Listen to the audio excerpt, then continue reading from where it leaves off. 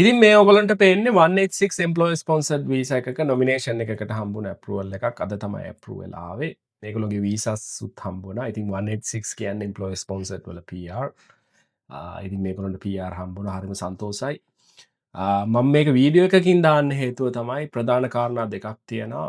එකක් තමයි මේකේ ඔකියුපේෂන් එක ඇවිල්ලා චෙෆ් කියන ඔකියුපේෂන් එක. ඉතින් චෙෆ් කියන ඔකියුපේෂන් එකේ 186 වල ඩිරෙක්ට් එන්ට්‍රි ස්ට්‍රීම් එකට නොමිනේෂන් එකකට ඇප්රුවල් එකක් ගන්නවා කියන්නේ හරියටම දේවල් කරන්න ඕනේ. හැමෝම දන්නේ නැති චෙෆ් ලගේ ගොඩක් වෙලාවට නොමිනේෂන් රිෆියුස් වෙනවා.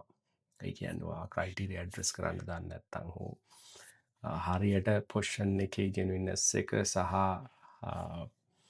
ඔයාව ස්පොන්සර් කරන තැනේ ස්පෙසිෆිකේෂන්ස් හරියට ජස්ටිෆයි වුනේ නැත්නම් ගොඩක් වෙලාවට නොමිනේෂන් එක හයි රිස්ක් රිෆියුස් වෙන්න පුළුවන්.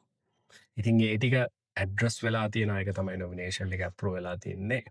ෆස්ට් තින් විදියට සෙකන්ඩ් තින් විදියට ක්ලයන්ට් ඇඩ්වයිස් හම්බෙලා තිබ්බා 186 එකට එලිජිබල් නැහැ දාන්න බෑ. එක්ස්පීරියන්ස් රික්වයර්මන්ට් නැහැ. එතකොට ඒව හරියට කවුන්ට් වෙලා නැහැ. ඒක එයාට ගොඩක් ඒ කියන්නේ මිස්ලීඩින් ඉන්ෆර්මේෂන් හම්බෙලා තිබ්බා එක්ස්පීරියන්ස් කවුන්ට් කරන විදිය.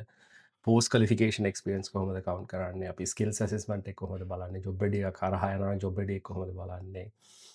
මොනවාද ඒගොල්ලෝ එම්ප්ලොයි ඇසෙස්මන්ට් එකක් කරද්දී එක්ස්පීරියන්ස් කවුන්ට් කරන්න බලන දේවල්.